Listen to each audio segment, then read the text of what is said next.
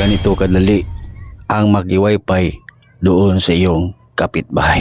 Turuan kita, pero bago ang lahat, i-follow at i-subscribe mo na rin ako para updated ka palagi sa ating video. Tara, tuturuan kita ng tips. Okay, i-open mo lang ang iyong phone at puntahan mo lang yung kapitbahay mo. Makiusap ka lang na hingin mo ang kanyang phone kasi nakalimutan mo ang wifi password.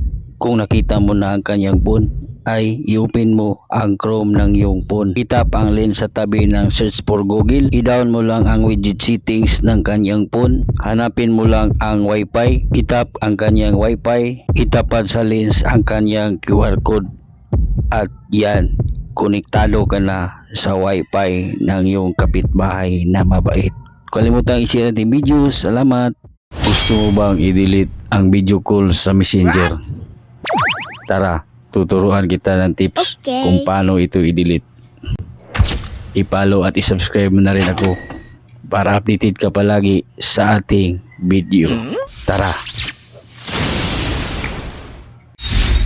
Makikita natin ang video call at audio call sa ating mga messenger. So ganito ang pag-delete. Kailangan mo lang na may Facebook Lite ka na nakalagin yung messenger account mo at yung Facebook account. Itap mo lang yung messenger icon na sa ibabaw ng yung Facebook Lite at itap mo yung account kung saan may video call at audio call.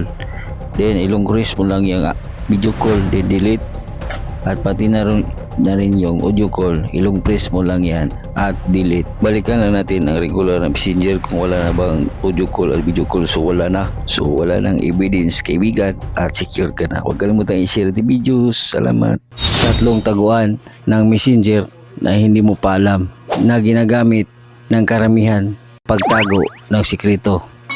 Tara, turuan kita ng tips kung paano ito makita at malaman. I-follow at i-subscribe mo na rin ako para update ka palagi sa ating video. Tara! Ganito ang pagtago nila sa messenger. Tap 3 lines ng iyong messenger. Tap archive. At dito makita ang unang taguan sa messenger. Mag-back ka lang. Tap settings. Scroll up. Tap privacy and safety. Tap hidden contacts. At ito ang pangalawang taguan sa messenger. Mag-back ka lang. Scroll up. Tap restricted accounts. At ito yung pangatlong taguan, ang pinakabis sa lahat. Unrestrict lang nila yan. Pwede na i-chat. So ganun ang mga tatlong taguan sa messenger na di mo pa alam. Follow at share mo din para maraming makaalam. Lag ba ang phone mo, kaibigan? Tara, tuturuan kita ng tips para hindi na mag-lag ang iyong phone at smooth na ito gumagalaw ang iyong mga apps. Interesado ka? I-follow at subscribe mo na rin ako para updated ka palagi sa ating video. Tara! Okay, open mo lang ang iyong phone at hanapin ang Chrome browser at tap ang 3 dots, tap ang delete browsing data, more option, itap.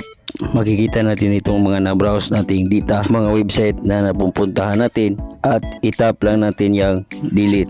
So sa ganyang paraan, kaibigan, smooth na ang ating phone. Subukan natin doon sa ating menu. So ayan, hindi na lag ang ating phone. Huwag kalimutan i-share the videos.